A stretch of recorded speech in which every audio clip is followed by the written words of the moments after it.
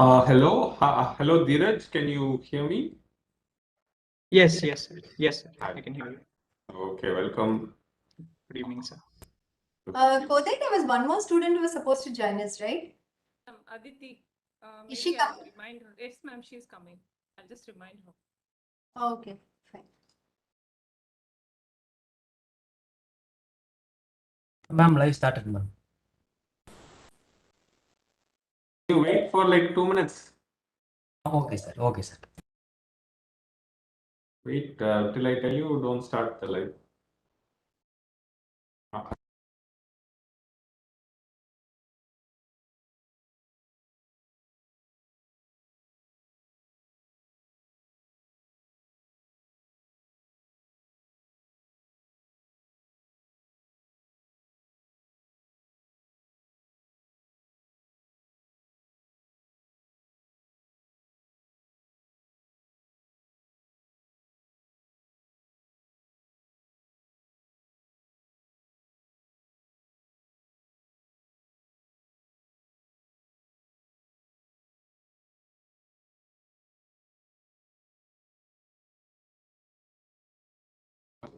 Kode, please confirm once the other student has also joined and we can go live. Okay. Yes, sir.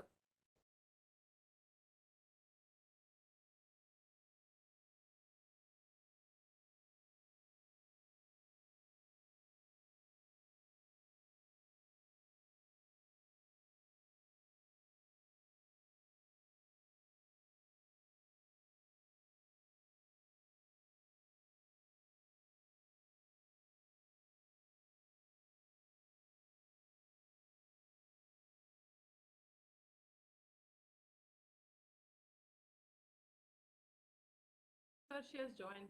Hello, Aditi.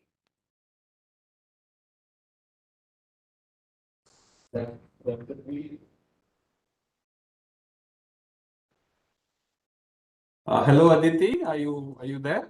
Can you hear us? Yeah, I'm here. Okay. All right. So, what is the plan? As in, are we just presenting? What are they going to talk? Who's going to be the MC type? Or?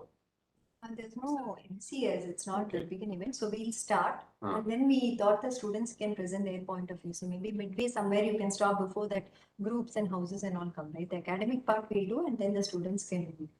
Okay, so both Dheeraj and Aditi, do you know what you have to say? Are you prepared?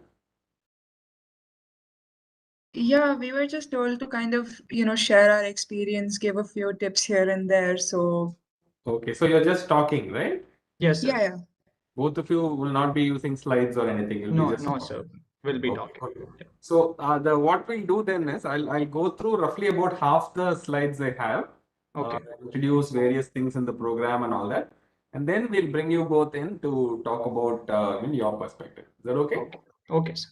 And you Yeah. can maybe talk about the groups and houses we have, or any other student support from your side that you'll have and all that, right? Okay.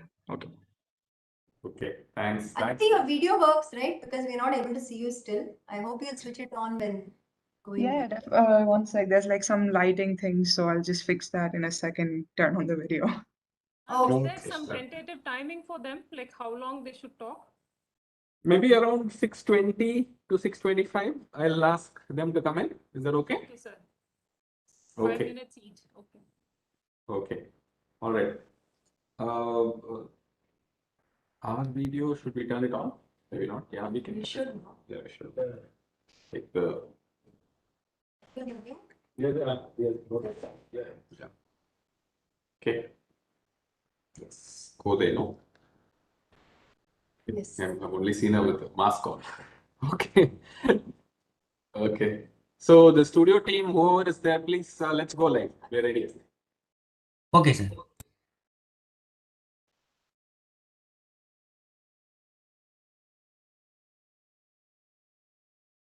Let's start, sir. Okay, hello everyone. Very good evening to all of you.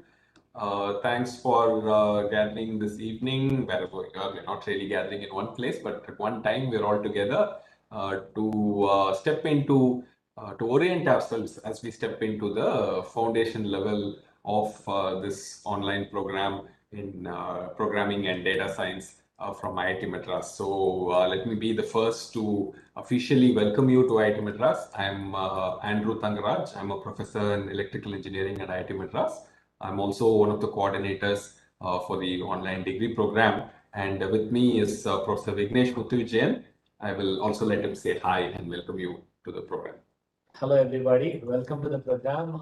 Good to have you here. So hope the session helps you understand how we would navigate through this program, and we'll be able to answer some of your concerns and queries. Okay.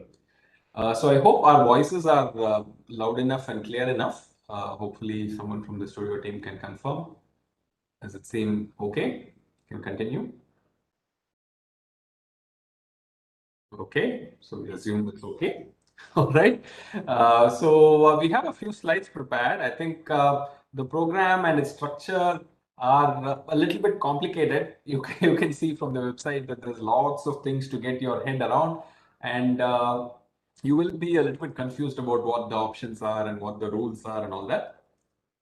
We will try and explain as much of the rules as possible, at least give a high level picture. And of course, you have to go to the website and read through all the rules to understand everything very clearly. So let me begin. So let me first begin with a brief introduction to the program, and then as we go along, we'll see more aspects of the program will be described to you. Okay. So assuming I can change my slides here. Okay, there you go.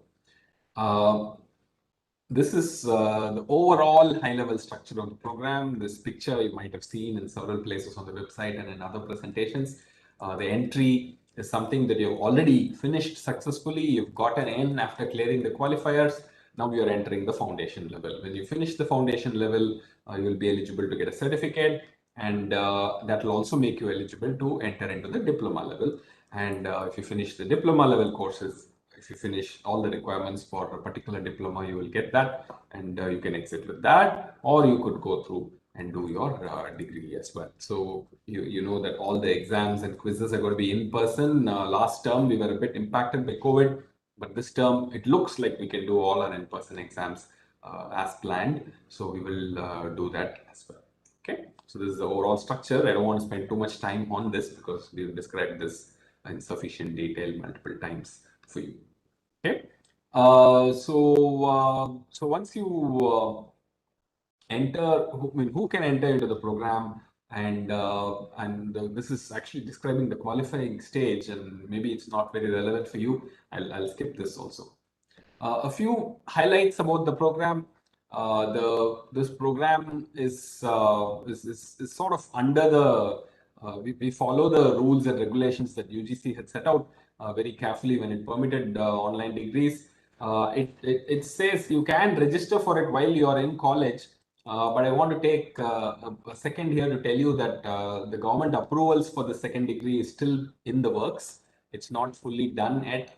And I don't know if the government is going to permit that or not. And while we are saying okay to that, diploma is definitely possible. The degree one needs to wait for the official government declaration on that. Whenever it happens, we'll see it. But if you leave the government part of it aside, from an industry and employment point of view, skilling point of view, this program will be of tremendous help to you. I think getting jobs with a program like this from a top institute like IITM is a given, and it also meets many of the ambitions of the new national education policy and so many other objectives we have for education in general.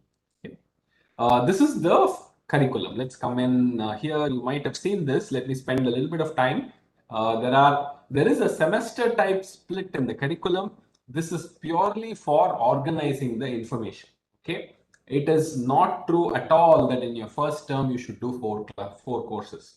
You don't have to do it at all. This picture seems to suggest that it's not true. Okay, so it is just a convenient organization so that everybody will associate it with a conventional degree program which has semesters. Okay, our program has terms. Every year there are 3 terms, and you can do even 2 courses, 1 course in a term. Okay, you don't have to do all 4 together. That's immediately I'm saying that as the first message because this is an important thing to remember. Our program is organized as terms. There are 3 terms in a year: the January term, the May term, and the September term. We are going to now enter the September term. Okay, that's what's going to happen right now. So anyway, the courses in the foundational things, you must know this already. 2 English courses: English 1, English 2, Math 1, Math 2, Stats 1, Stats 2, Computation Thinking, Programming in Python. I want you to pay attention to the prerequisites. Only if you clear a prerequisite course, you can even register for the next course. Okay. Like for instance, in one term, you cannot do both English 1 and English 2. Even though you may be a very big expert in English, you will not be able to register for both those courses, because one course you need to clear to get into the next one. It's very important. The same way, there is, Math 1 is a prerequisite for Math 2. You cannot do Stats 2 without doing Math 2, either together or before. Okay. So all these conditions are very important to understand. Make sure you understand them. If there are any doubts, you can ask them on the YouTube chat or something on these prerequisites. We'll go through them in more detail. The diploma courses and degree courses are coming up. You don't have to bother about them. The most important thing is to understand the prerequisite dependencies in the foundation program. Okay, so that's the 8 courses in the foundation program. Okay, so here's multiple pathways for you on how to study. I think this is a more important slide than the previous one. It shows you how many courses to register for on a term by term basis. Okay, the one that is on the leftmost here, plan for one diploma, which says 4 courses, 4 courses, 3 courses, 3 courses, is the fastest you can do. But it's also really heavy on time. We'll show you later on how many hours of work you'll have to do per week to keep up with that kind of a pace. I would definitely not recommend it. You should think of a more easier route, like for instance the second one. Second one is actually a good compromise. If you need more time, you can do even third one or even the fourth one. Slowly do one diploma over 3 years, or a little more than 2 years. But the one here is like, I don't think I can highlight it, but you can see what I mean, right? So 3 courses in the first term, 3 courses in the second term, 2 courses in the third term, and then 3 courses in the fourth term and 3 courses in the fifth term. In 5 terms, you can finish one diploma. I think it's a very reasonable pace for you to keep up. Okay. Similarly, there are other splits that are given, and many students are doing this kind of different type of split. They're not going for the aggressive split. And it's very important to orient yourself carefully. How are you going to do this? In fact, we do have something called the credit clearing capability. So that will also limit how many courses you can do. But even otherwise, the time that you can spend on the course is the most critical factor that you should use in deciding how many courses you want to register for. These courses will require time, and without spending that time, you will not do well in the program. Okay. Okay, here is more information on how many hours of time per week you need for different types of splits. Okay. So roughly, I think a good way to think of this is for every course you need about 10 to 15 hours a week. Okay, that number itself is not there on the slide, but keep that as a good thumb rule. Okay, every course you register for in a particular term, you will need 10 to 15 hours of work. Okay, and that work is absolutely important. And sometimes when you enter the first term, you may do Math 1, English 1. You might say, okay, I know all these subjects. I'm not really studying at all. I'm doing very well. But don't push that too much. Come term 2, you will see, like once you enter the semester 2 courses, the Stats 2, Math 2, Python, you'll start seeing you need more work, you need more time. Don't push it too far. Even though the first few courses might be too easy for you because you know that content ahead of time, there's lots of content that you will have to pick up as you go along. Things will become quite complicated very soon. Okay, so keep that thumb rule in mind: 10 to 15 hours a week. If you cannot spend that time, think very hard about registering for more courses. Okay, so because you will not do well, and it will end up hurting you in a very significant way, and that's not good for you. It's not good for us, not good for anybody. So think about how much you can do per day of work, and then decide for yourself. So the sort of thing that's put out here is very reasonable. Look at the medium pace. Medium pace is something that I would recommend, but even that needs 30 hours per week, right? So that's significant amount of work. So make sure you can spend that kind of time before you register. Okay.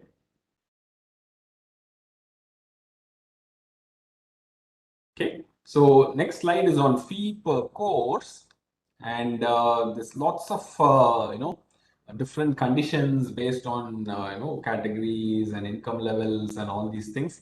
I mean, the moment you see it, I know it's a bit confusing. I also get confused. So I think every credit is 1,000 rupees for a typical student. So one course is 4,000 rupees. That's what you pay, and then you have rebates, various rebates of different categories. If you're disabled, for instance, then you have rebates, and all of that is put here. And I don't want to go through everything in great detail. Go through the website. You can go ahead and read it. Everything is in the website. I'm not presenting anything new or different.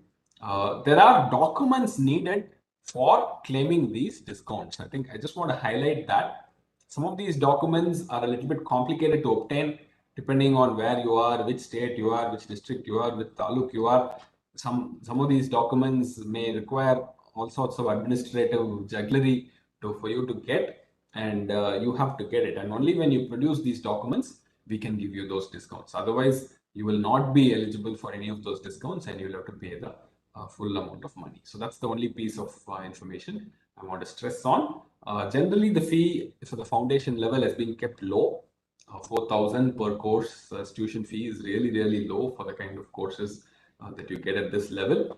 And we are keeping it low because we want you to try out, see how well you do, and decide your future course in the program.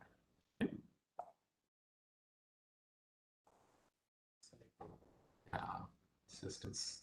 I don't know why it goes. I think I moved that, right? So it just got set. Okay. Moved the video. Okay. All right. Okay. Okay. So having talked about the fee, let's now jump into the September term. The September term, in the upcoming term, of course, you'll have lessons and things that you have to follow online, but you also have to come and write your quizzes and final exams in centers. Okay.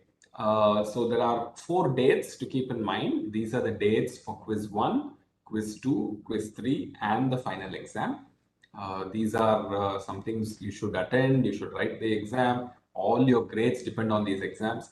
So prepare well, plan your time well, and make sure you can attend these exams in person. The centers and all that, you can, I believe you can change till about even now, if you have some travel plans, you're going to be somewhere else on these dates, you can let the support team know, and it's possible to change the center up to a certain time. Not very close to the exam. We've had too many cases of people asking for changes close to the exam. It's not possible for us to change when it gets more than 2 weeks within the exam. It's impossible for us to change. Okay, so keep at least 2 weeks clear of the exam date when you ask for any change in the exam center. We may also do online remote proctored exams. Okay, it really starts only for some courses, and might happen only for a few of them, not for every course, but we do that also. Okay, so now what that requires is some devices on your part, like a laptop or cell phone, etc. So all of these things are again specified in the website. Make sure you go there, make sure you do something called a system compatibility test, and all of that is mandatory requirements for this program, so that we know you can consume content online and also write exams online if needed. And the online exams is something that we have to prepare for. You also know why, right? Because of the COVID situation. If things change dramatically, then we may not be able to physically do exams. If we are in that situation, then we need some other mechanism. Hopefully that won't happen this term. The last term was impacted by that. This term, maybe we won't need. We don't need all these dates. Some things you have to keep in mind. Okay. Okay. So some more details on the quizzes that are going to come up. I'm going a little slow. Maybe I should go a little faster. Quizzes that are coming up in the September term. The quiz 1, based on week 1 to 4 content. Okay. So for those students who wrote their qualifier exam in July, right? And if you did not register for the May term for any course, then your qualifier score can be counted as quiz 1 score for the September term. Okay, so let me repeat that once again. If you wrote your qualifier exam in July and did not register for any course in the May term, then your quiz 1 score will be simply taken as the qualifier score. You can choose to appear in the quiz 1 and improve it if you want. We'll take the max of the two to give you the benefit. Okay, so if you don't want to write, it's okay. But if you write, we'll take the better of the two. Okay, quiz 1 duration is 1 hour per course. You have to only write the quiz for the courses you registered for, not for the other ones. We will not take that into account. Similarly, there'll be quiz 2 and quiz 3. Quiz 2 is based on contents of weeks 1 to 6, and quiz 3 is based on contents of week 1 to 9. Okay, of course, the emphasis will be on the later weeks, but still the entire content is included in the exam. Okay, so end semester exam, of course, will happen on that particular date. Of course, there are a few things that are important to note here. Again, this will end up confusing you. There's lots of rules and things to remember. But the thing to remember is you will not be automatically eligible to write the end semester exam. Just because you registered, you will not get a hall ticket for the end semester exam. Important thing to remember. You have to show that you have been following the course during the term for us to give you the eligibility to write the end semester exam. And those rules are clearly put out here. The first rule is the first 9 weeks of assignments, the best 6 out of them should be at least 40%. Okay, if you go below this, you will not get a hall ticket to appear for the end semester exam. And along with that, one of the 3 quizzes you should have attended in person. Okay, both of these are eligibility for appearing in the end semester exam. Otherwise, you will not be eligible. Important factors to remember. Okay, these are things that we cannot change.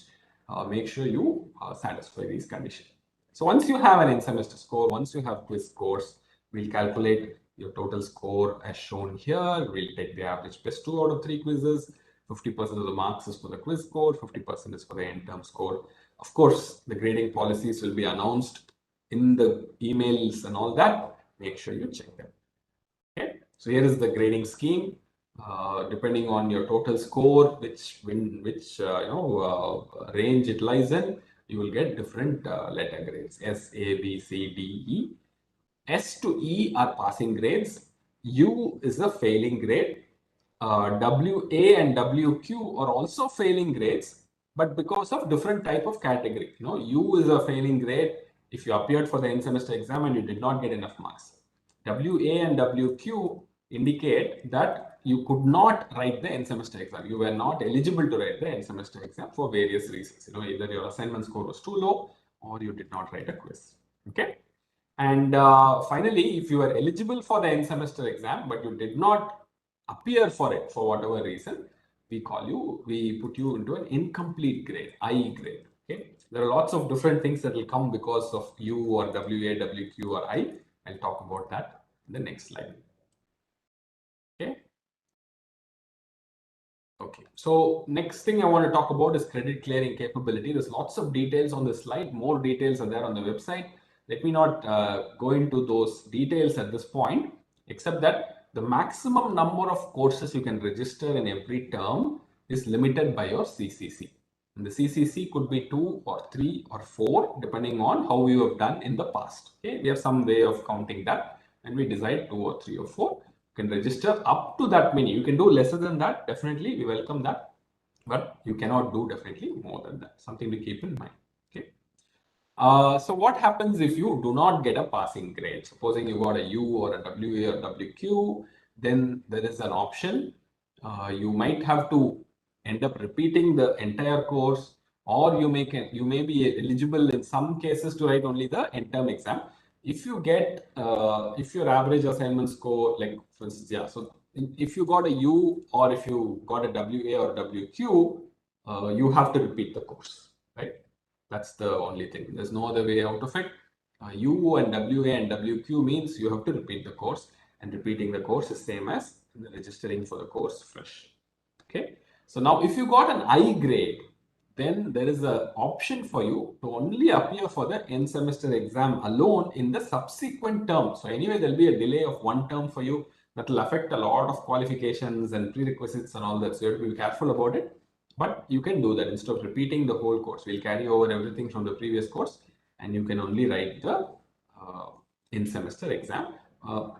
The final exam will be counted towards your CCC, so you can't register for too many courses if you're doing such things also. So all these rules are in the website. I'm just putting it out there so that you know how it works out. Okay, there is a fee for repeating the exam also. Okay. What about dropping a course? There is a window within which you have to add or drop a course. Okay, outside of that, it's not possible to drop courses. There is rules for what happens if you want to quit the program, if you want to be active in the program. All of these things are defined very clearly. In fact, there are more slides on student status. I'll take it up there in more detail. Okay. So here is some fee things on refund and how much you'll get back if you drop a course and etc. So once you register for a course, we incur a lot of cost in terms of exam center and all that. So we can't simply refund the whole thing if you don't drop it by drop it before the date. So if you end up dropping afterwards, we do retain the cost that we incur because of your registration. Okay, and there is this students who are outside India. There is a different type of fee that we charge. Tuition fee remains the same. There is a exam facilitation fee that we charge. That will be retained by the administration for purposes of covering our costs. Okay. Okay, so here's student status. Typically, when you register for every term, you are in this on the rolls or active status. Okay, so you may go into probation if you don't register for any course in a particular term. You can be in probation for 2 terms in a sequence. After that, you get struck off the rolls. If you get struck off the rolls, of course, you're not in the program for all practical purposes, but you can come back. All of these things you can come back by appealing and paying some suitable fee. It's possible to come back also. Okay, you can also quit the program, and of course, you can also. We would all love if you finish the program successfully and become an alum. That's what we hope ends up happening to almost everybody who's entering the foundation program right now. Okay, so there's a calculation involved for finding out GPA and CGPA. All that is explained here. We will give you 2 types of progress reports. One is every term we'll give you a progress card to tell you how you're progressing, and there's also a grade card, sort of a little bit more official, that you will get at the end of a particular term in the program, right? When do you get a grade card? It's a particular level. At the end of each level, you get a grade card from the program board. Okay, so this is standard calculation, I think. Okay, you will have access to all the previous term courses. There's no problem. Videos are anyway public, but even your assignments, all of that will be available. Okay, so the next few slides are more detailed. So let me just see if there's a bunch of things on calendar and all that. But before that, I want to just say a few things about student life outside academics. So we have a fairly active group of students. As you know, there's thousands of students already in the program, and to aid student government, student participation in various activities, we have done the following for students in the program. Okay, so all students are divided into houses. The houses are named after forests in India. There are 12 houses. You can see Bandipur, Corbett, Salanda, Pichavaram, Wayanad, etc. And the people in houses come from all across the country. Okay, every house will have people from all across the country, and every house is divided into multiple groups. Okay, and groups, we try to ensure that people in the groups are from nearby cities, or possibly they could meet if they want to. Okay, right? So of course we don't control what the group does. It's up to them to get involved, but we've defined groups in that fashion. Okay, and then there is student governance. Okay, every group has a group leader, every house has secretary, deputy secretary, web admin, and then there are mentors. Okay, so as you know, people of different age groups are in the program. So overall, we really want students to succeed.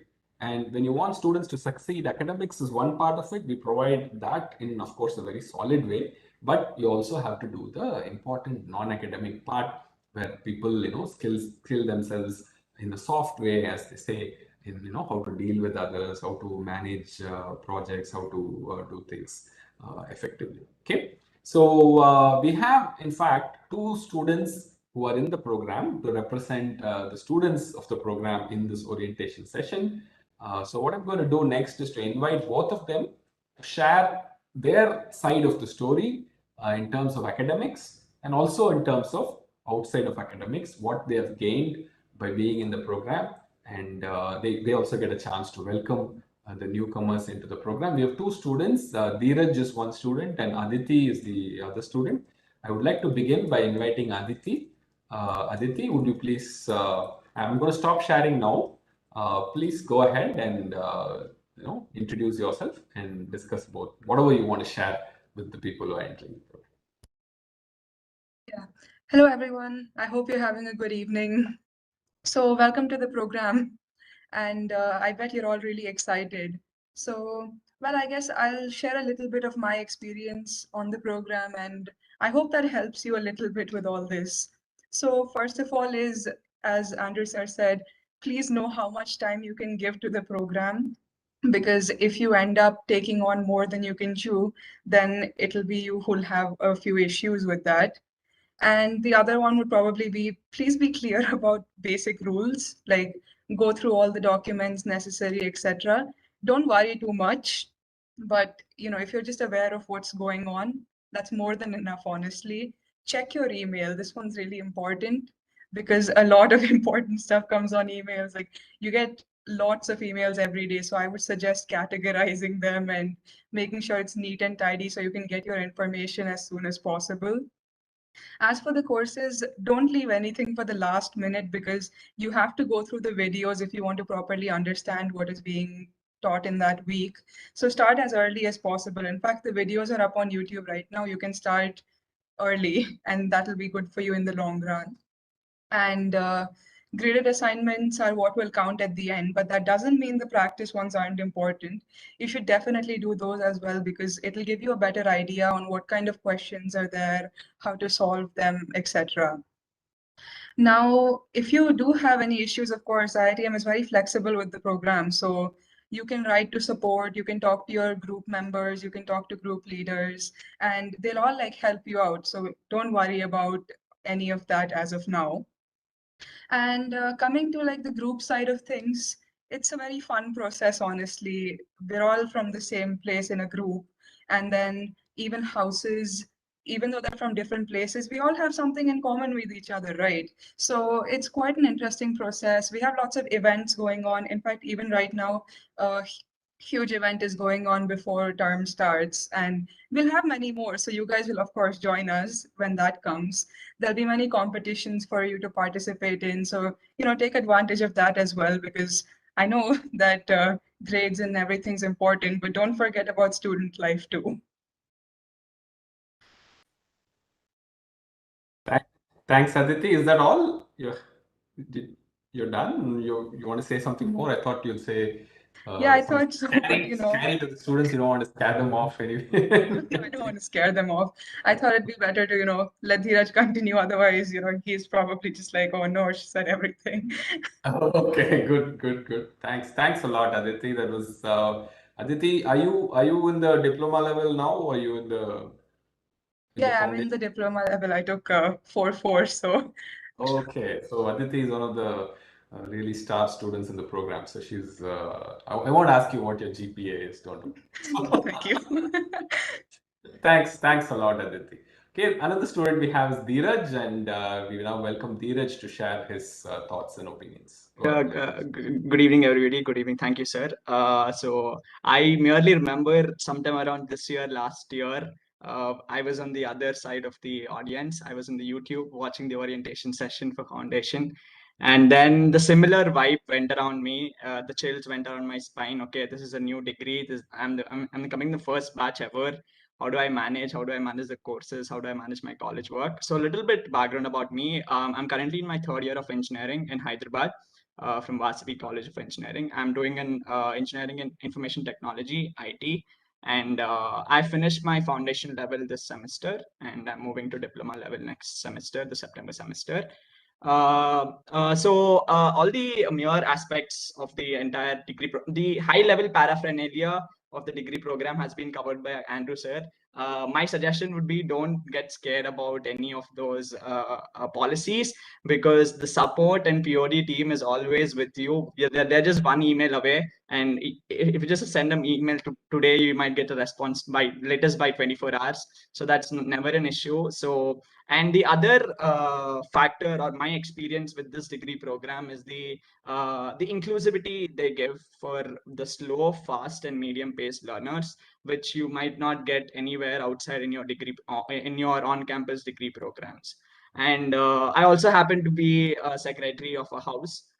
So I'm the secretary of Nalamala House. So there are like 12 houses in the degree program, and there are nearly 500 to 600 students in each house, and they're again categorized into groups.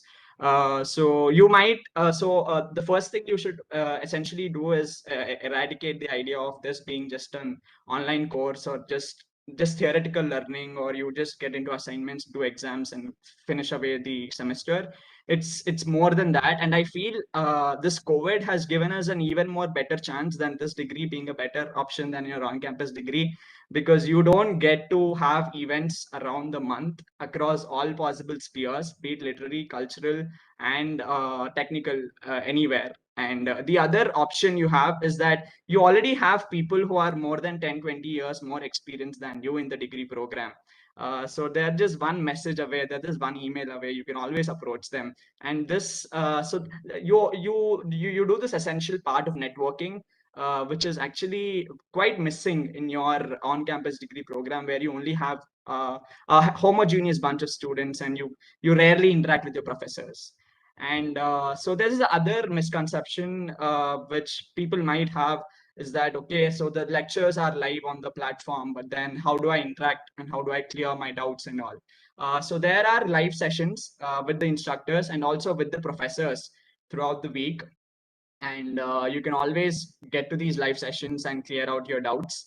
And so another suggestion from my end would be, don't push your boundaries too much. So only because of the foundation level of the first semester being easy, because we were also under the same impression, and we did 4 courses in the second semester, but second semester courses actually are tougher than the first semester courses. So actually reserve your fuel for the second semester courses, because and Andrew sir, whom you would have seen by now, teaches statistics 2 in the second semester.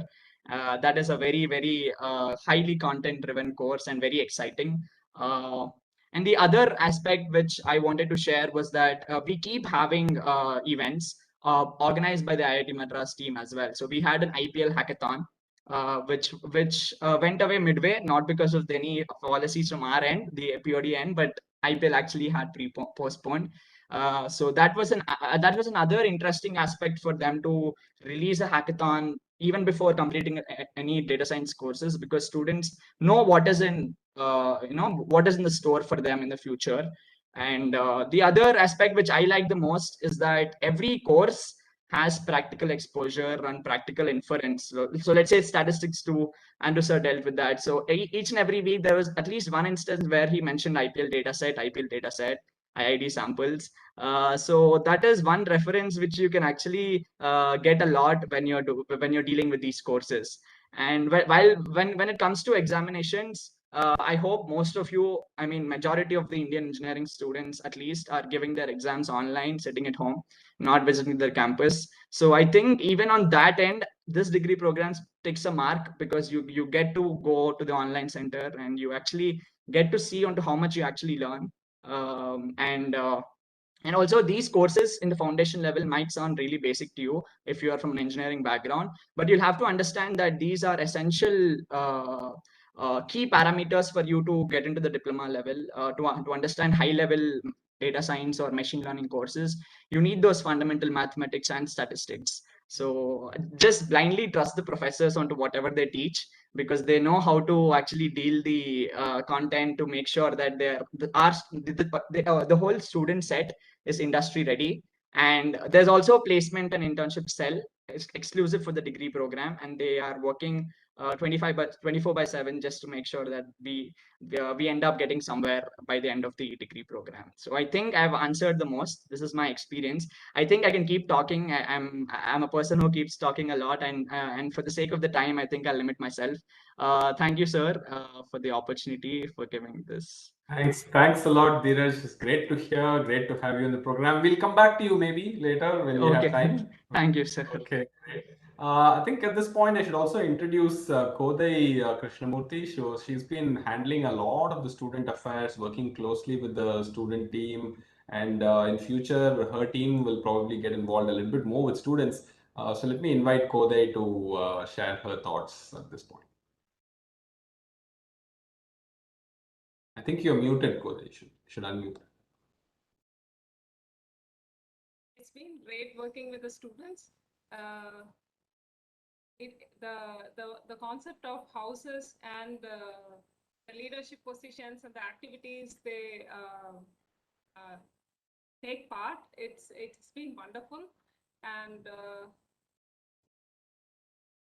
so I was not prepared. I suddenly put you in a spot. You don't want to say anything more. Yeah. That's okay. Thanks. Yeah, I hope the houses get more people after this, orientation, and students come in, they join the houses and make it much more interesting. In fact, the culturals that we have are fantastic. I mean, I've been really impressed with the range of talent that students have and their performances. So let's hope that this continues. I believe the houses are planning some sort of icebreaker event to welcome the newcomers into their houses. They will get in touch with you, I think, as soon as registration is completed and everything is done, etc. Okay. Thanks to the students. Thanks to Kodai for coming in. So we're going to now go back to the most exciting set of slides I have and go through and finish that before we forget why we are here. Okay, so let me just do that. I think something went crashing in my system. No, yeah, it's okay. Let me just share the screen. Okay, hope people can continue on with the slides as we. Okay, so a couple of things about documents. To complete your enrollment, you need to submit some documents. I think they must have submitted this as part of the form, right? Yeah. They would have submitted this. In case there are any issues with this, we'll get back to you. Make sure you respond to us and make sure you finish these forms and all these requirements. Okay. For people outside India, we have exams. UAE has been particularly big for us. A lot of students from Sharjah, Abu Dhabi, and Dubai take part. We have centers in Colombo and Jaffna and Singapore, actual physical centers. The numbers there are still low, but we do have centers there as well. But for a few candidates outside of these countries, we do support some exams through online means, and this is something that we're doing as a special effort. There are some additional fees we charge, but it's possible. So it's possible that we may even have candidates from the USA, for instance, who are writing these exams. I'm not sure if they're there in this group. So if they're there, welcome once again. I hope you have a very interesting and pleasant experience taking part in this program. Okay. So the first thing you will get is an email ID. Have they already got an email ID? Not yet, right? So if they have registered in the previous term, they would have gotten They would have gotten it. If they're registering for the first time with us, They will eventually get it. Okay. So those who are registering now for the first time, you will get it, and that email ID will look like that. Roll number at student.onlinedegree.iitm.ac.in. You'll also get an ID card, and there are norms for how to use the ID card correctly. All of that you have to follow. And as you know, the email ID and ID card are properties of IIT Madras. They are with you in the duration of the program for identity purposes. They are not to be used for anything else. Okay. So the timetable and important dates, I guess all the courses start on September 6th, which is just this Monday. It's coming up. Okay. Okay. So here is how the portal looks. Those of you who have done the May term courses will know this inside out, but for those who are registering for the first time, the portal will look like this. The course content will show up on the left and the videos will be on the right. There'll be transcripts below it. You can see your scores in the assignments. You can see announcements. Announcements are really, really important. The students came and spoke about email, how you will get so many emails from our operations team because all the operations are very involved. They require you to follow certain things very carefully. Make sure you follow them. Make sure you read the emails and follow them. Of course, you can write to us and ask, get your doubts clear. But I think all the information is more or less in the email, or you just have to read the email through very carefully. You will understand. Okay, so make sure you understand our announcements and emails. Those are very, very important. We will assume after sending out the mail that you have read them. Okay, and we will act based on that. Okay, remember that it's very important. The one new thing for those who are in this program, even those who took the midterm courses, right? They wouldn't have been on this discourse forum, right? So the discourse forum is something that's new. So we use discourse for our course related discussions. For every course, there'll be a forum, and you can ask your questions there. And a lot of people respond, including your own other course students. They respond. The instructors will respond. The faculty sometimes respond. So people respond on the discourse forum to your question. This is for academic discussions. I will request you once again to limit it to academic discussions. That's the biggest benefit you have from this. Any other administrative requirements or questions or concerns you have about anything, you should write to support@onlinedegree. Okay. This is a scores tab on the portal. It will show you every assignment, what you have done, what you have not done, what marks you got, etc. This is the calendar. Let me also remind you about this calendar. Every calendar, every student will have their own calendar associated with their email ID. Now, for every course, there is a calendar. Now, when you go to a particular course, there is a way in which you can add the course's calendar to your personal calendar. Okay, this method is described in a video. I'm not going to play this video for you. This presentation will be shared with you. You can see it. Make sure you add the calendar of the course to your personal calendar. Okay, and it's good to maintain a calendar. Good to make sure you read your mails. Make sure you have a schedule and you follow it. Okay, so this is very useful. Okay, I think the video is playing. I don't want that. Okay. Okay, so here's content that's released every week. No, I wasn't joking when I said 10 to 15 hours a week. Okay, so every week you will get all this. Okay, so remember that you'll get videos, you'll get activity questions, practice questions, multiple practice assignments, graded assignments. There may be additional tutorial videos. You'll have text transcripts, notes, reference books. There'll be some mock tests before the qualifying exams. There is a discourse discussion forum and also live sessions organized by instructors. All of this will happen every week. Okay. So, like I said, I mean, you really need to devote the time. And like Aditi mentioned, you have to be regular. Every week you have to keep working. Okay. Only then you can easily get through to the end and complete your course. Okay. So there are 4 different types of live sessions that we hold. Okay.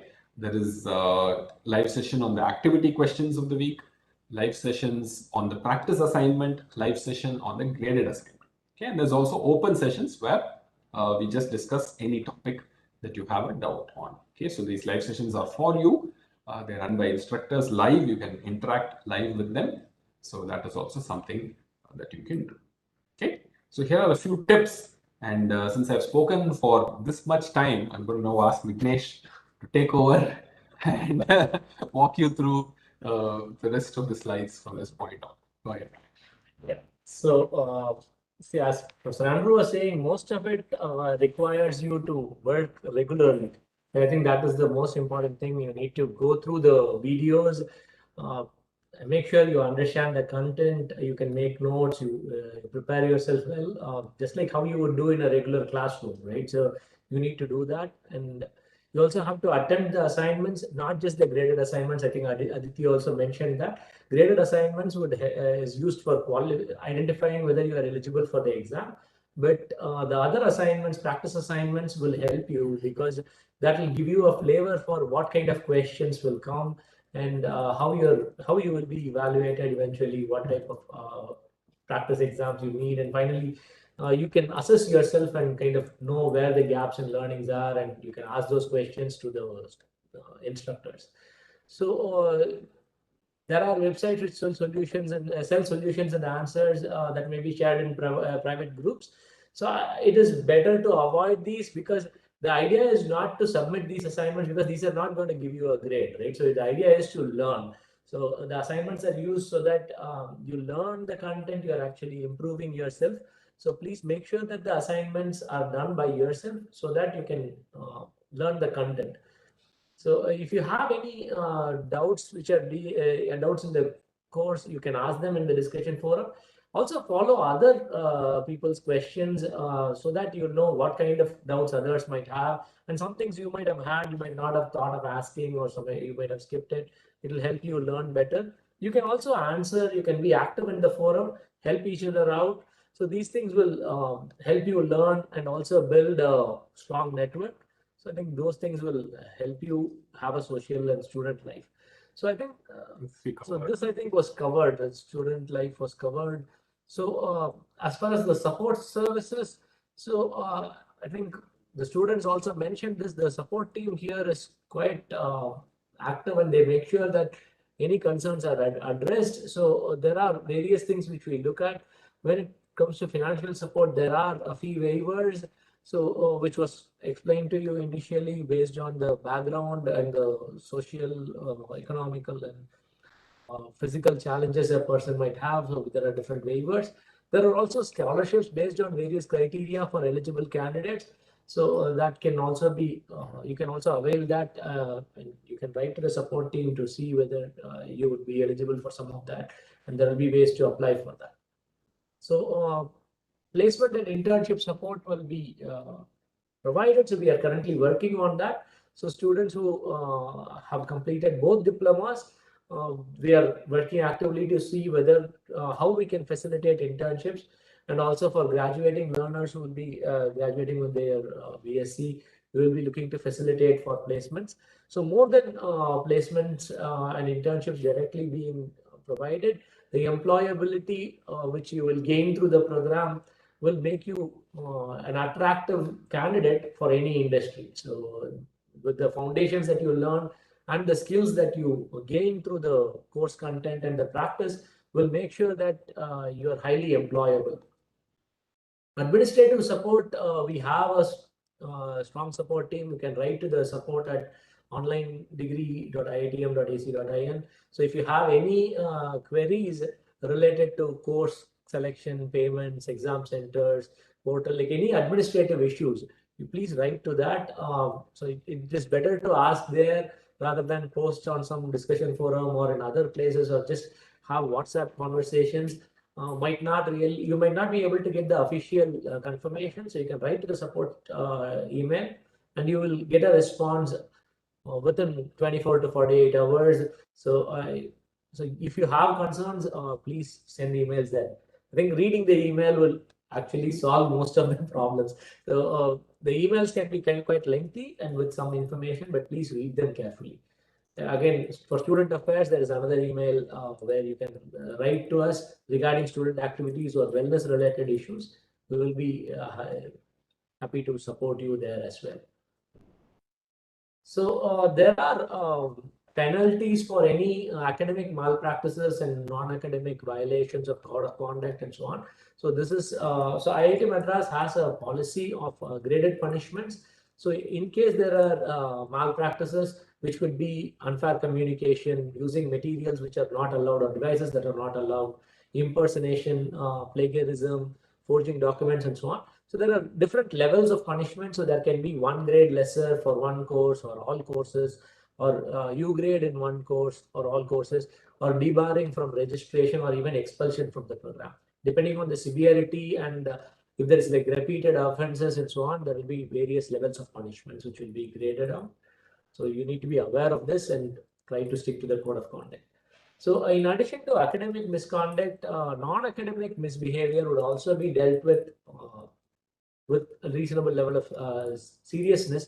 So any rude behavior, impersonation on social media, or slandering or spreading of false information about the program, cyberbullying, like actually sending out program specific internal communication to public media and so on. All these are actually violations of code of conduct, and there will be various levels of punishments.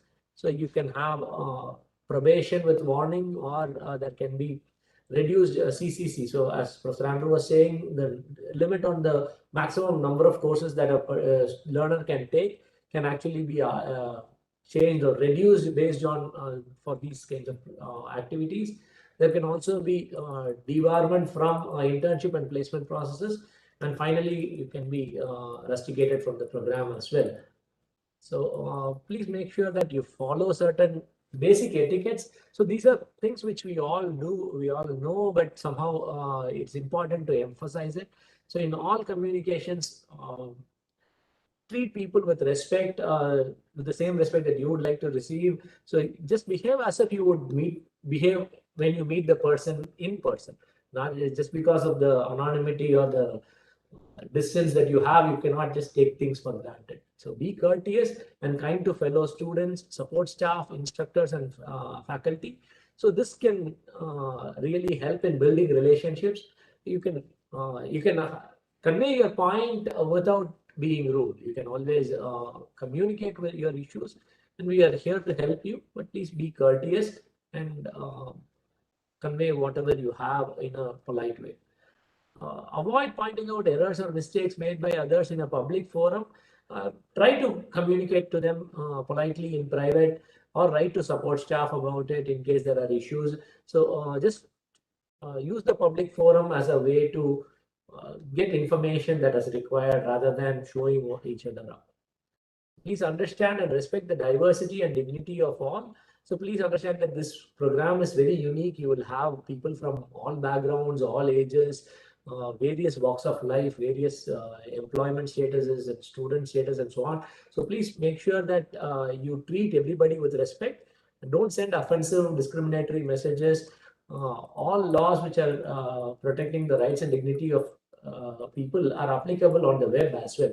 You cannot just get away with it just because it is done in a cyber environment. Please make sure you follow these etiquettes. So cyberbullying is a serious offense, and we will take it very seriously. So any kind of cyberbullying will not be tolerated. There is a disciplinary committee which looks into this. There is an approved process for penalties. So for people who are not aware of what cyberbullying is, it is any aggressive or intentional act or behavior that can be carried out by an individual or a group through electronic means. So if it happens repeatedly and over time against a person or a group, it becomes even more serious. So please make sure that you don't engage yourself in something like this. If you see something like this happening, please report to us. Or if you are facing something like this, please communicate it to us. We will make sure that serious actions are taken. So here's a list of cyberbullying things. So this document will also be shared with you. So please please go through this, know what is inappropriate. So you can, there is a whole bunch of things. Please make sure that you follow the basic etiquettes. And some of these things you might not think of as bullying, right? So for example, just following through on somebody, like when somebody says, please don't communicate, you should know that that is a point where you need to stop. You cannot just continuously harass a person, keep sending them messages in private forum or even in public forum when they are not interested in communicating with you. So that is a very simple thing which many people might think is acceptable, but it is not. When somebody says, please stop, you need to stop, whatever it might be, whatever means of communication it might be. So they're spreading false information, rumors, or hacking into accounts, or sending abusive messages, or blackmailing, or sharing private messages with others, or pictures that they might have shared with you in private. All these are serious violations.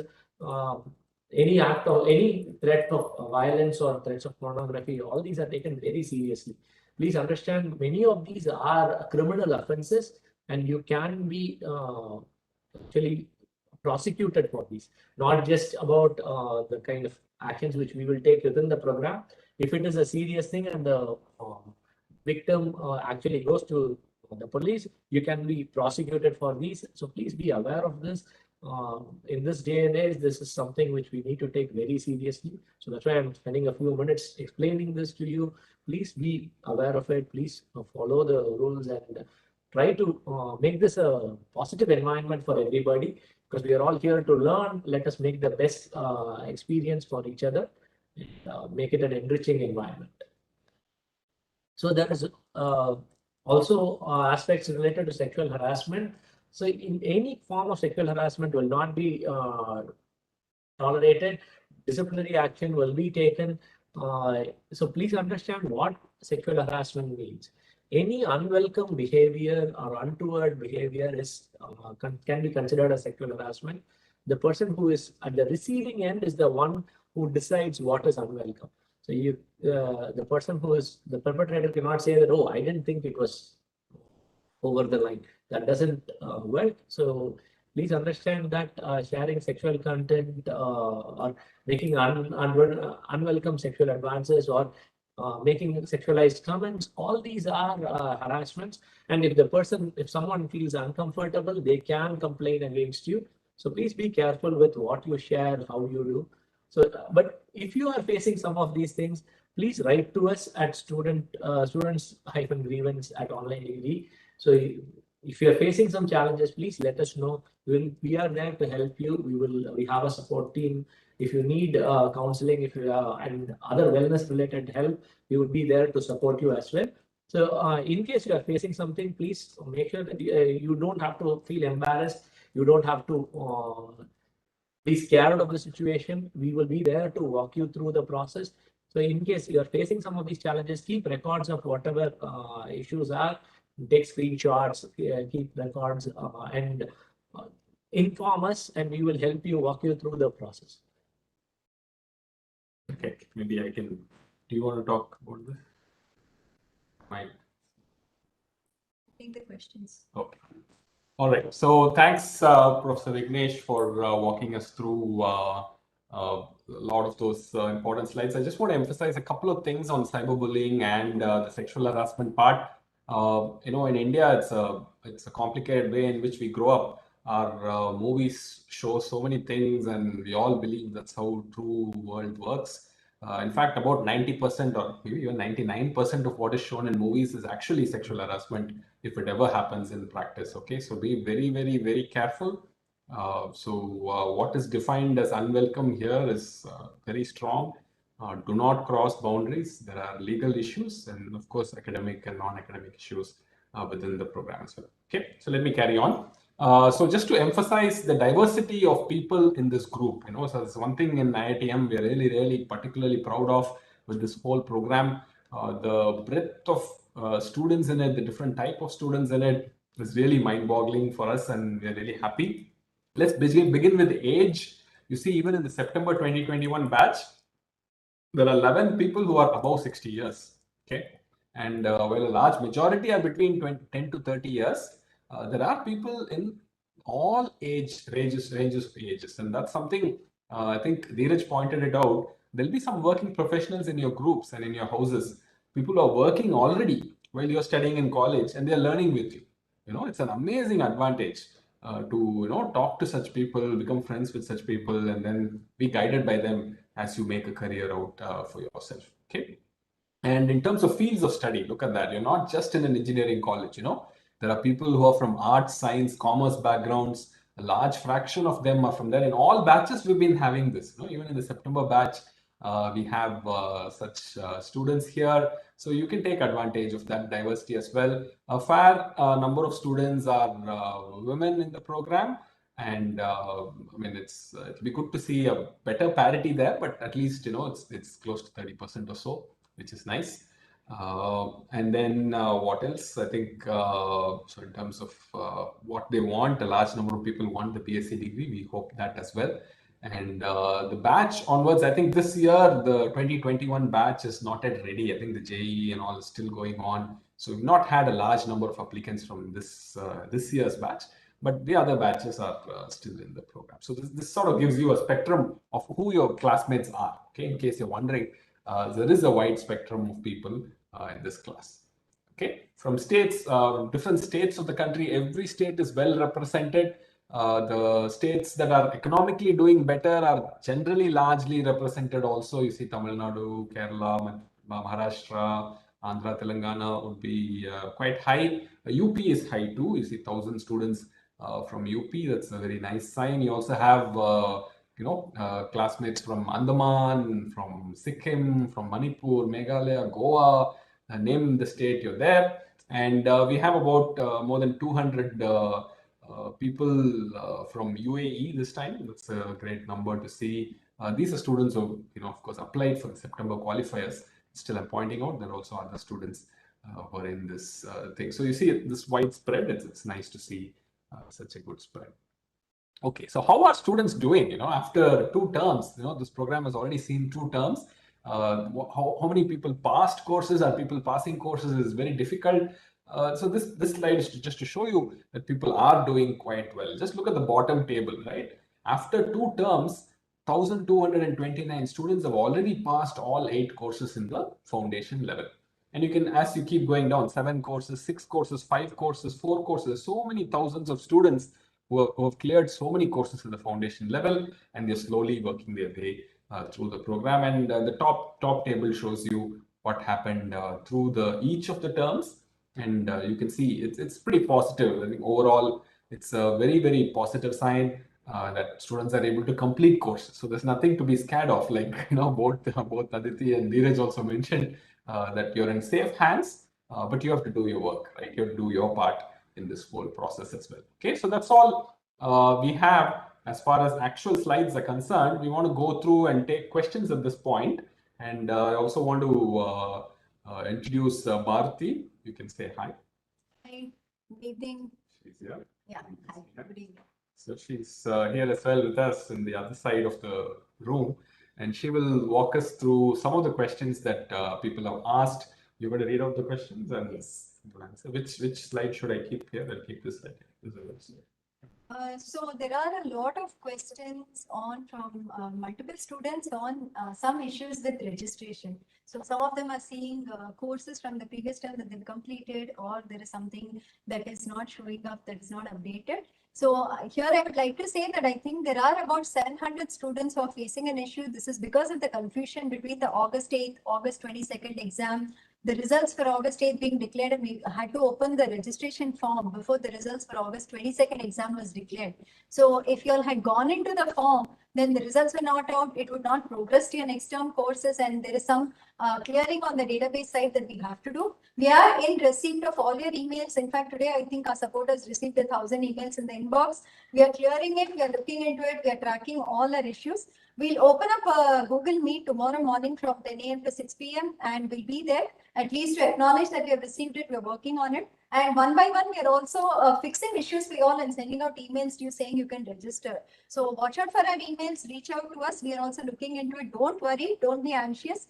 We will support you to complete your registration as much as is possible. So there are a lot of you who have put the same query onto the form now. So I'm not going to take up each of your queries, but we will address it in the next 2 days, definitely. So don't worry on that front.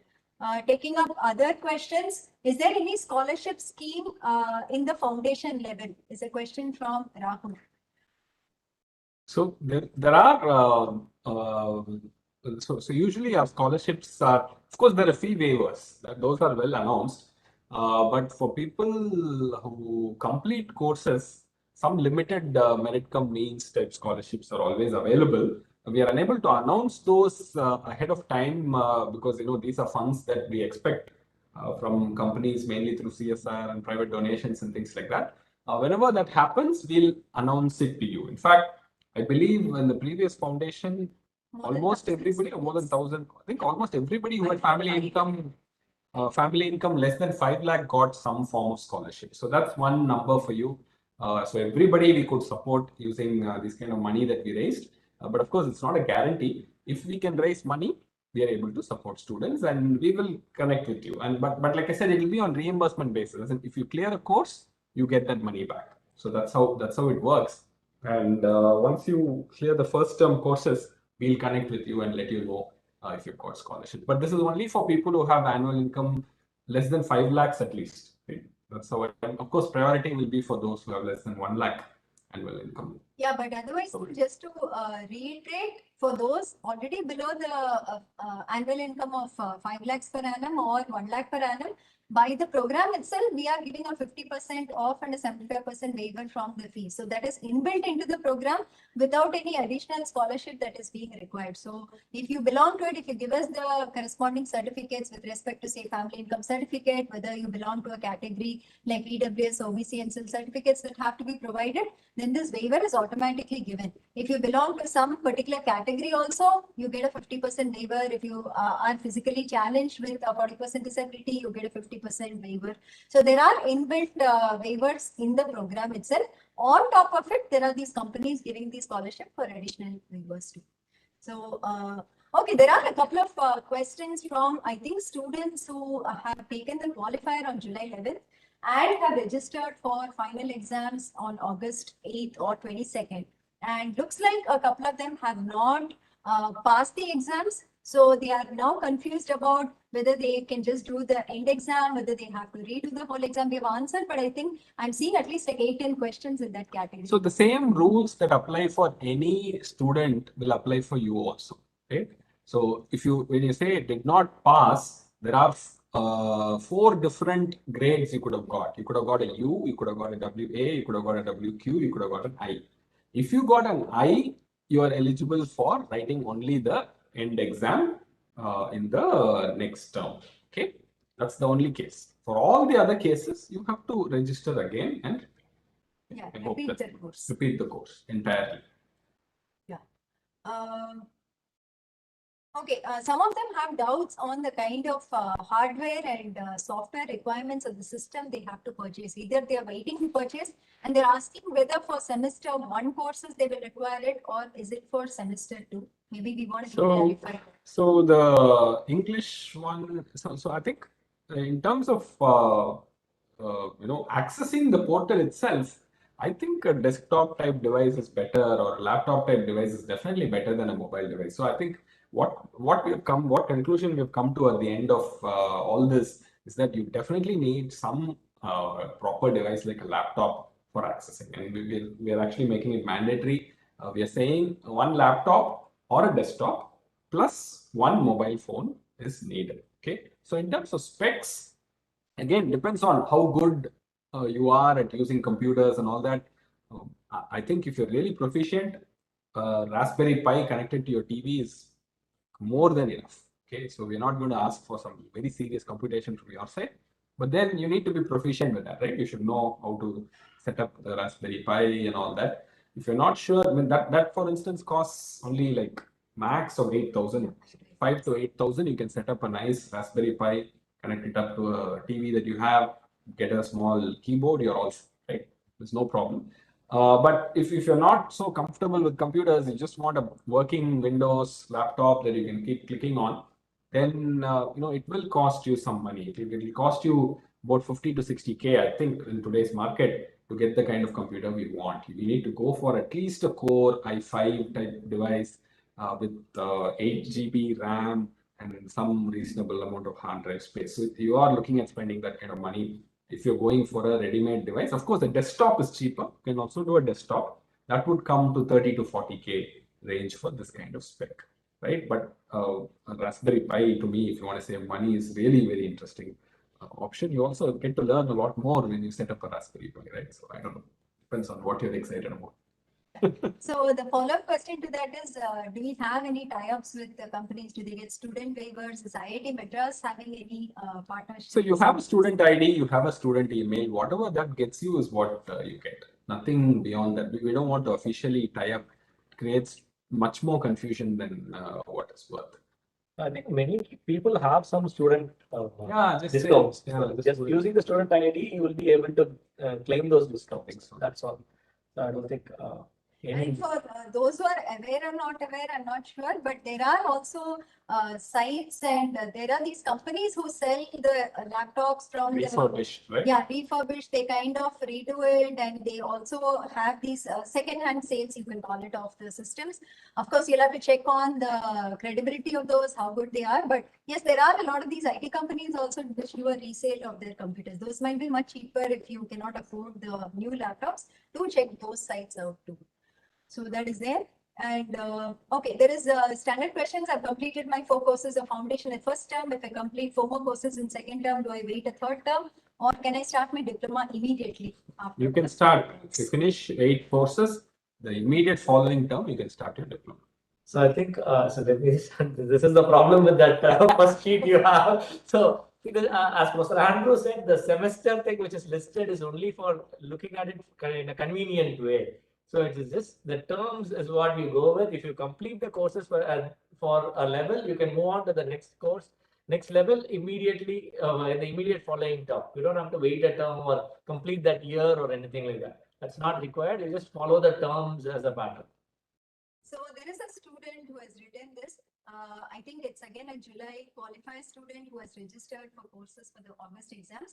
I chose 3 subjects for the interim exams, Maths 1, Stats 1 and English. I got a U grade in both Maths 1 and Stats 1. What should I do to save money and time? I'm unable to decide what I should do. Please help me. How do I register? I mean, this is too specific a question. Math 1 and Stats 1. This is a pattern that we have seen where they attempted only one qualifier and they kind of did not do it. So we thought that they will probably go with 1 or 2 courses and register for it.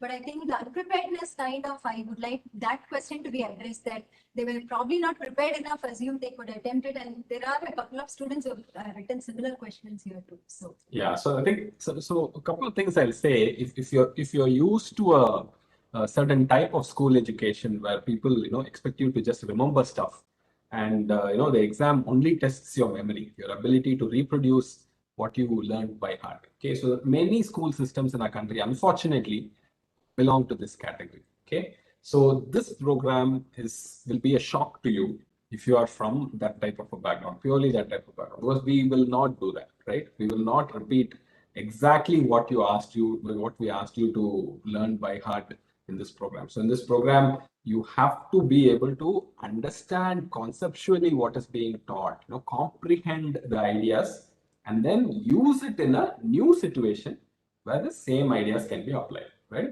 That's how we test you. So you can't say it's out of syllabus to give me a new situation. The same ideas apply, the same concepts apply, right? It's just that the situation is different. Your ability to recognize and use the ideas is exactly what we are trying to teach in this program, right? So if you assess for yourself, what is your difficulty? Are you able to comprehend? Are you able to solve problems on your own? And just that in the exam you get nervous and you're not able to do it? Or are you not comprehending? That's the other type of difficulty. Then the third difficulty is, are you not even putting in the time? Okay, these are all different problems and they all need different types of solutions. So it's difficult for me to give you one advice when you ask this question, that I'm not able to do well in Math 1, Stats 1, in spite of preparing for the qualifier, right? So, so in fact, Math 1 content is being increased in the next term. It's going to have 2-3 weeks of calculus in it. What we previously had in Math 2 is coming in. So like I said, we keep continuously improving the program, making it more interesting and innovative in some way. So so you have to assess for yourself what your difficulty is. Is the difficulty in comprehension? Is the difficulty in inability to put in the time? Or is the difficulty in unable to do exams well? Okay, so these are 3 different problems, and there could be other problems as well, but at least 3 I can think of. Depending on which category your problem is in, you may have to address it suitably. I think if it's a serious comprehension issue, I would suggest that you relook at your goals and career and why this program is important to you. Assess the situation again, because it's only going to get more and more harder for you. It's not going to get easier for you. Okay? If it's a question of not being able to put in the time, register for lesser courses. Do one at a time. One and then only pick up 2. That's the way you approach it.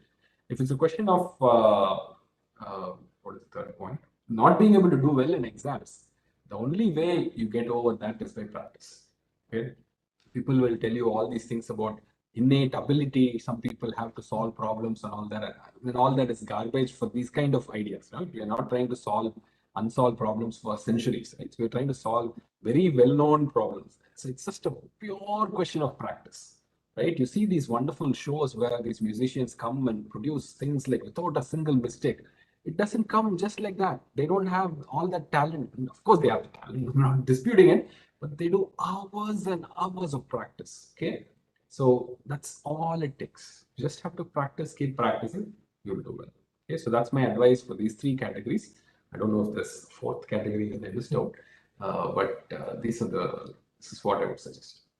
I think if you yeah. So if you're planning to continue in the program, you might want to just first try 1 or 2 courses in the next semester, and spend more time on the discussion forum, attend the live sessions, get clarity. So that will kind of address some of these concerns. See, even doing one course, whichever course you found to be a medium level of difficulty, right? Don't take the hardest course or the easiest course.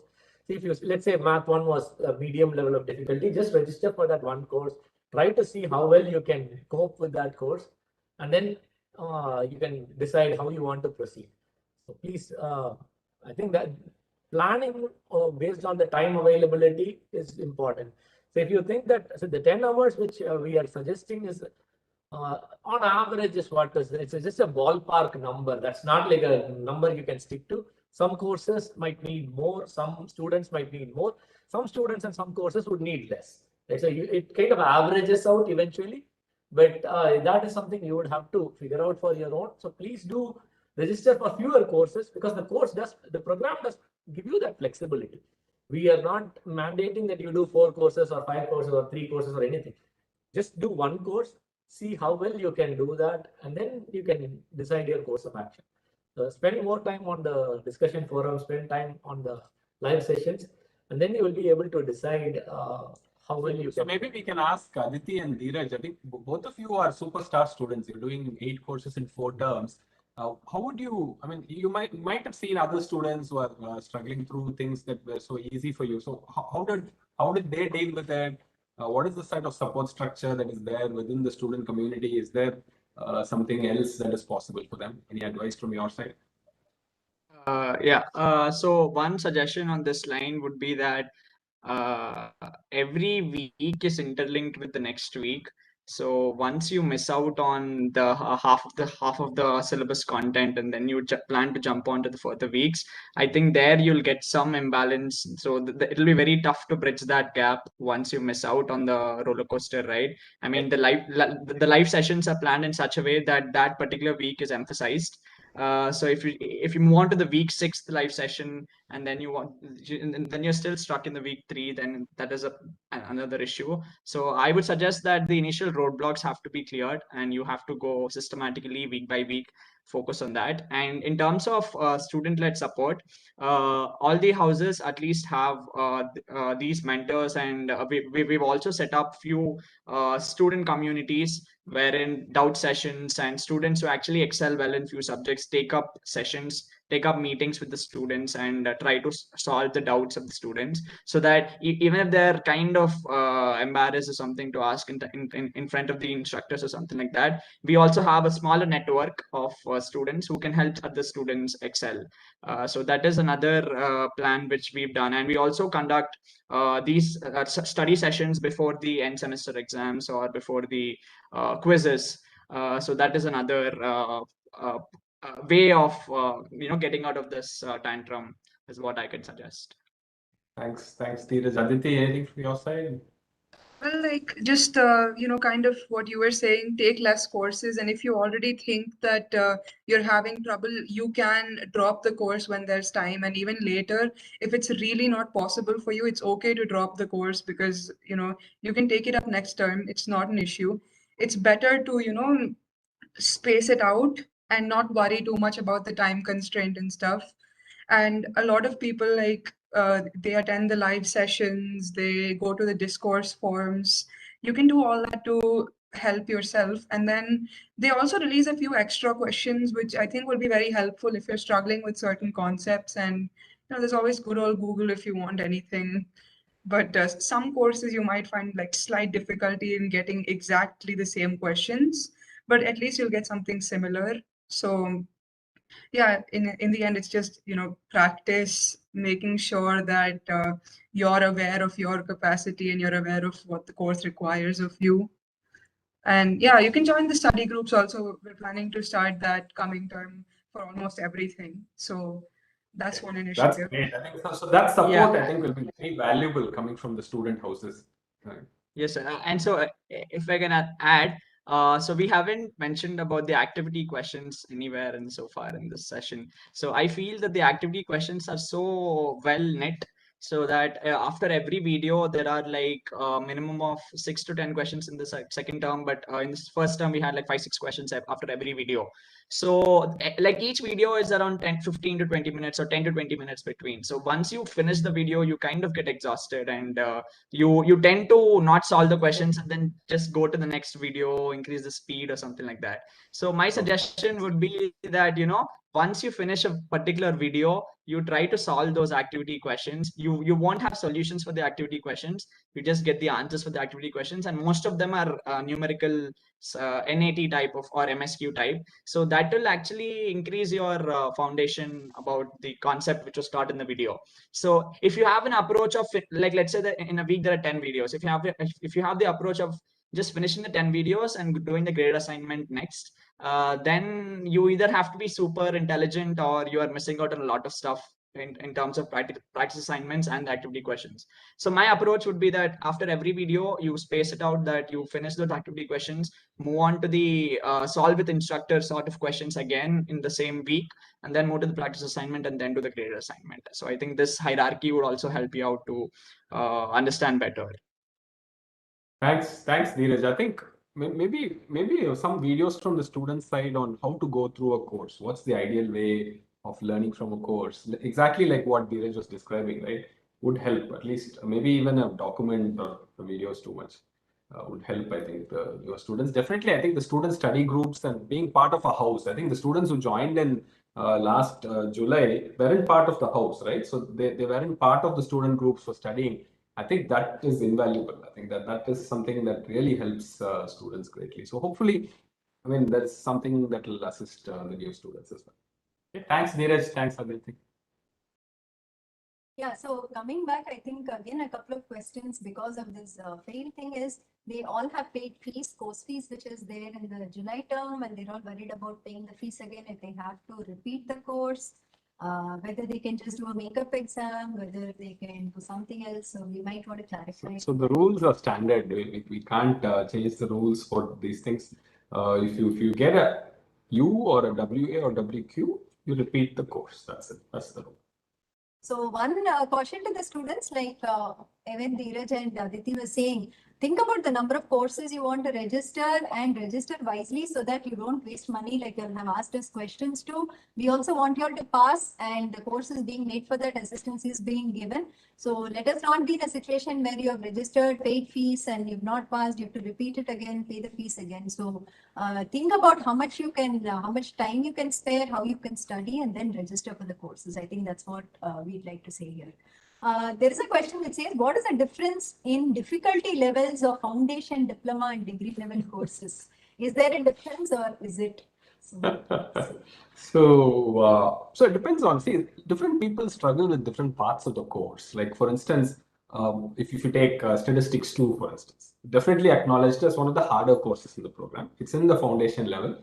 And the parts that are hard, at least in stats 2, for many people, it ends up being the more analytical, more mathematical, more derivations based. That part of the course people struggle with. The more abstract the course is, the more more notation there is. They start struggling. Some students struggle with that. Some students naturally take to it. They're so happy about it. They really like it. They're able to write down long expressions, cancel terms, this, that. Some students get a headache when they see that. Some students can do that. It varies from student to student. You contrast that with, say, a Python course or even a diploma level course like PDSA, Programming Data Structures Algorithms. That's more of a programming type course, right? It's a different type of skill. I mean, can you think algorithmically, right? More or less, that's the sort of skill. And students there might struggle for other reasons. So it's hard to say what is more difficult at this point. I think there will be one thing for sure. Every student will have one difficult course at least. Right? That much one can pretty much guarantee. I don't know if Dheeraj and Aditi want to say something about difficult courses. Yeah, so the trend in the foundation level is that Max 2 is very tough, Max 2 is very tough, and then followed by Stats 2. That's been vibrating around the last 3-4 months because Max 2 goes around with a lot of linear algebra and also the vector spaces and also the basic calculus, the limits, differentiability, and continuity. So I think there people have actually stumbled upon in the last semester. So my advice would be that you concentrate on mathematics more. If you're taking Max 2, I think that is a roadblock in the Max 2 and Stats 2 in foundation level. Those are the two courses which you have to watch out for, and the rest others are manageable, is what I can say. Yeah, so we made some changes to that. In math, the calculus part of it, we are moving to Math 1 now. So the students will see that in Math 1 itself. And we hope that makes it a little bit more easier because now we can spend more time talking about linear algebra and Math 2. But yeah, I do agree. Math 2, Stats 2 are going to test you. And you know, anything that tests you also gives you something, right? I hope you agree with that. If you go through life without being tested at all, what is the meaning? I don't see the point. You have to push yourself to the point where you're tested. So, and this course will, I mean, definitely will have some difficult courses, but they will also be memorable to you, I hope.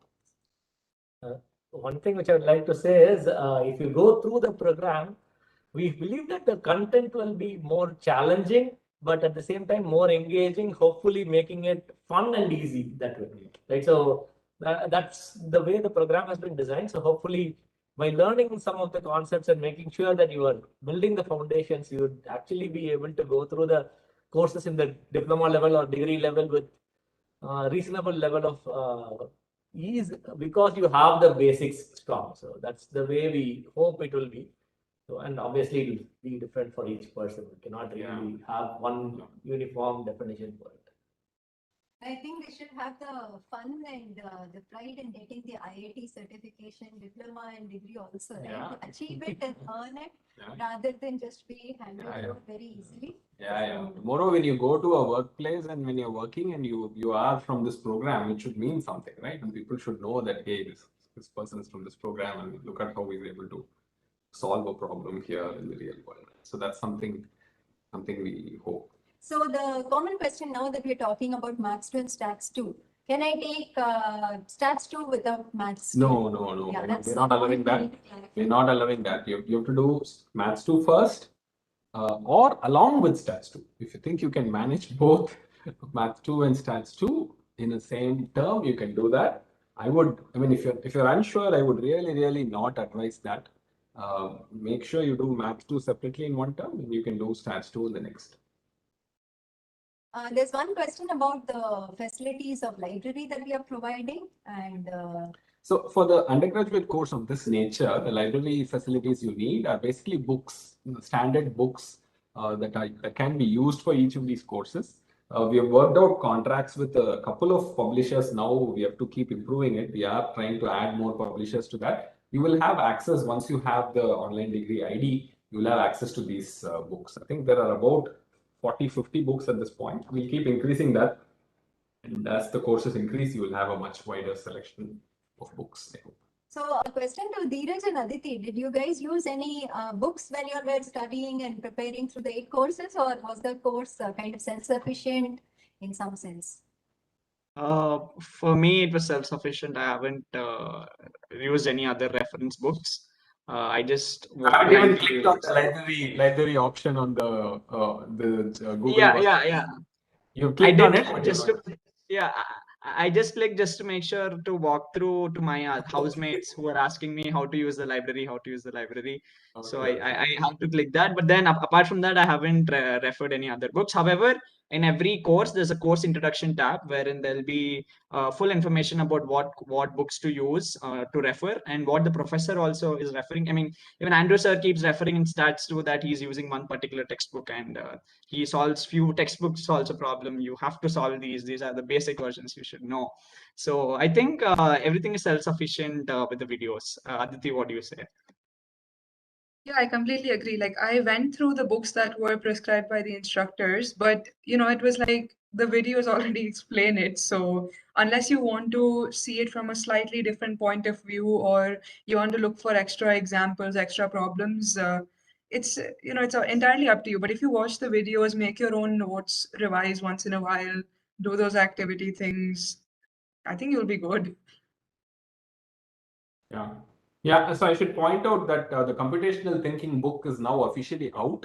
I think when the previous batch went through, they had half the book with them, I think. Now the full book is officially out. So that book is something that's a really cornerstone course. I think it's an important course. It's also a very well-designed course. And if you do that well, I think you're really well prepared as well. It's a good course to go. So I think coming to the last question, which is like a lot of questions from one student, I think, who is really delving deep into how we are running the program and how the program is designed and all that. So let me go about this. So they're asking, I would like to, it is understood that this course must be a diluted version of a normal 4 years BTech because of various reasons like no entry barrier, anybody can do, no age barrier, off-campus course, etc. So I would like to understand how much is this course diluted with respect to scope and difficulty? Where does it stand with respect to normal BTech? Now, diploma has also been initiated. What is next after 3 years? Are you going to launch a master's degree? And what is the pathway for us to go for higher studies? I think we should hire this person into the program for giving us ideas. So this question has been asked so many times, and I would say this is a completely different program when compared to BTech in computer science, or even I think Dheeraj is doing a BTech in IT, as he mentioned. So there is I don't think this program is like that program at all. I think it's a very differently conceived program. We do programming and data science, right? Application development and data science. Both of these, at least we think, are going to be very important employment generators. Not just that, I think, in fact, they're part of every employment sphere you talk about today, right? Wherever you go, there's an app, isn't it? Don't you have an app for everything? And then don't you get data from those apps, right? And the companies that are ruling the roost today are doing so because they have data. Just name the Google, Facebook, Amazon. They keep the data, and they keep the data very close to their chest. They won't reveal it that easily to anybody, and they're able to innovate because of the data, isn't it? So I think these two things are vital, and there's no doubt about it. In fact, when Vignesh is in the bioinformatics, biotech kind of area, I'm sure he'll agree with me. The ability to deal with large quantities of data, ability to write applications smartly to deal with them is vital for the next decade or so. So it focuses on that part, right? While computer science, IT, and all that have much broader, different type of goals, they would teach you so many other things. We focus on this, and this is uniquely structured. We say no age, no academic background specifically needed for this because we build it in the foundation. For this, since we focus purely on this program, we can build on the foundations needed for this program. So anyone who does stats 2, maths 2 will not say things like dilution and all so easily, right? So it's not something that we skimp on. And there is a course even in the diploma level called ML Foundations.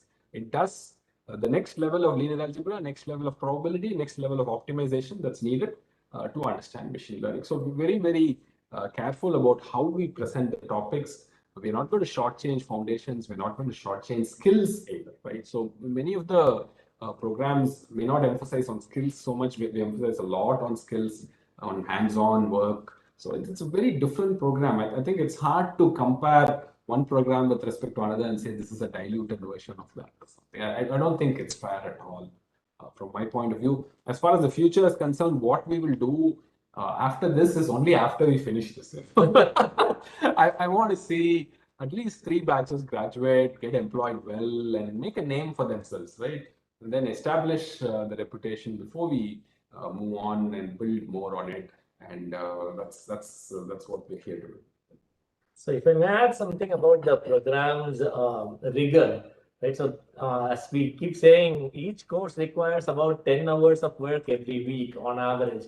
So, and this needs to be put in consistently every week. I think Aditi also mentioned that. So this is about, this program is designed in a way that there is continuous evaluations. Even if you look at the schedule, every 3 weeks there is a quiz. That's actually that makes sure you study every week. You need to do assignments every week. There's like so many things to do, and so I don't know, like in an on-campus program, at least when I was a student, I don't think I put in 10 hours a week for every course that I was registered to. So I'm sure most students are that way, right? So you tend to probably study during the exam, and many times the exams are only the NSEM exam matters and so on. So this has a continuous evaluation process and a continuous process of learning, right? So that way it's actually, I would say it has, it's quite rigorous. It's not going to be an easy thing. There is no dilution in the contents which are being covered. So if you're saying that does it have the breadth of a BTech computer science or an IT, so that probably is not the goal of this program. This program is not designed for that breadth, but the topics where we are going to focus on, we are going in depth. So that is the important aspect we want to focus on, and we make sure that the students get the quality training in those specific aspects. So that way, it's actually quite a rigorous program. So that's one part. But the other part, I'll say, if you want to compare with the traditional on-campus program, I'm telling you one thing that college gives you, good colleges give you, is a fantastic peer group. You know? The peer group that goes out and achieves a lot of things, and you're connected to them. You know, and that is something that's huge. You know, I mean, one big irreplaceable part when you go to a good college, when versus a not so good college, the peer group, the group that studied with you, and alums of the group, etc. And I think our student life commitment, our groups and houses, and the way we involve students in everything is slowly creating a unique and fantastic peer group for this program. And in fact, when I say peer, I have to be very careful, because usually in college, peer is all the same age, right? Here you have really cutting across age, cutting across working areas, disciplines, and professional students. It's a fantastic group that is coming together. In fact, I think if we get that right, if we get the peer groups right, I think we would have done so much better. In fact, I would say no other peer group matches with the kind of peer group that we have here in school. Right? I don't know what Aditi and Dheeraj feel about the peer group in particular that they have experienced as part of this program. Peer groups, definitely yes. You will never imagine studying with a CEO or an IPS officer or a doctor, or a lawyer amidst you, or in who sits next to you in your examination center. A professor who is already teaching computer science in engineering college, learning with you. So I think that is a huge advantage this program is giving us. Because you not only get to interact with them on the discourse or any online email platform. They're actually part of your WhatsApp groups. They're actually part of your singing, dancing competitions. They're actually part of your technical coding rounds. They're actually everywhere. They're as if they're right next to you, sitting next to you. You can actually your own peer group, however you text with them, however you chat with them. That is the momentum which is being set here. So I think peer groups also teaches the main essence of networking, because any other engineering program lacks this aspect of networking, because students finish an undergraduate degree program, go to a master's degree program, and then network there, then try networking there, and then get into a job. But then this is actually giving a heads up. You actually network before, then you plan to do a master's or whatever in your life, but you have these crucial networks or crucial connections with you. So I think that will come a long way in your career. So yeah. Thanks, Dheeraj. We're done? Yeah, That's it? I think we're done with the Okay, questions. good. Major questions are done. Thanks. So, Aditi, any closing remarks on welcoming the students into, say, the houses, the older batch welcoming the new batch? Are you guys planning for anything for them? Well, yeah, I think we'll have our own orientation processes once we get the list of names and everything. So, I hope you all join us when that happens as well. Oh, you're going to invite us for that orientation too? I thought that's going to I mean, happen you're welcome without to us. join, of course. So on paper will be invited. I mean, you're We'll- probably busy, we'll- so it's we'll- entirely up to you. But like the students in general, I really do hope they'll join us because it'll be we can have a lot of conversations, and you can get to know who you'll be spending your time with, at least to some capacity. And I sincerely hope that all of you do join us and become active members, because it becomes so much more real when you see people around you doing the same thing. If it's just you watching the videos, doing the assignments, some people might find that interesting. But personally, for me, it's so lonely out there. It's like, oh, I'm the only one.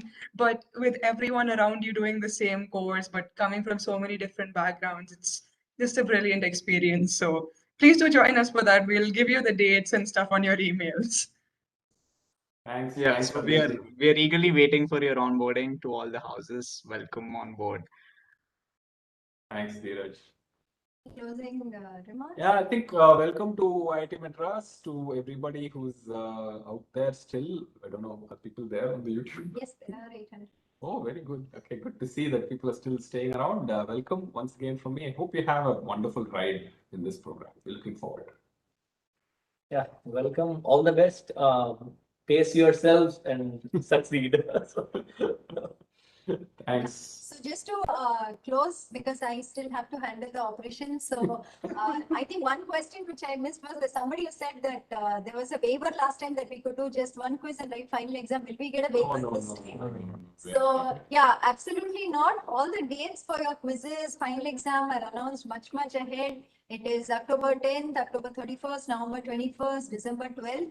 Mark your calendars, don't miss any of these. Like they were saying, you have to attend these exams in person. They will be, we are hoping so, and do the final exam too. So if you've done just one qualifier and the final, it's not going to be so this term for you. It will be a set of 4 exams that you'll be taking. For those registering to Python course, you will also have additional programming exams to be taken from your house. So it's not just this. Watch out for your announcements on the course portal. Lot of information will be given there regarding the course. Don't miss out on those. Don't miss out on the emails that we send you. Write to support if you have any queries. Reach out to your friends or to the houses if you have any queries again. So this is something that is there. Yeah, let me just reiterate. I still see queries coming in about the registration issues. Tomorrow 10 to 6, we will be live with you on a Google Meet. We are sending out the emails right now to connect with us. We will take care of the issues that you're facing. We will resolve them, help you register so that you can complete the process. So don't worry on that aspect. We will handle it for you. So thanks all. Thanks for joining us. Thank you. Thank you, Dheeraj. Thank you, Aditi. Thank you, Koday. Thanks to Vignesh and Vafi and all the students who shared as well. Thank you. Thank you, sir. Thank you, sir. Studio team, we can stop the live broadcast. Please come.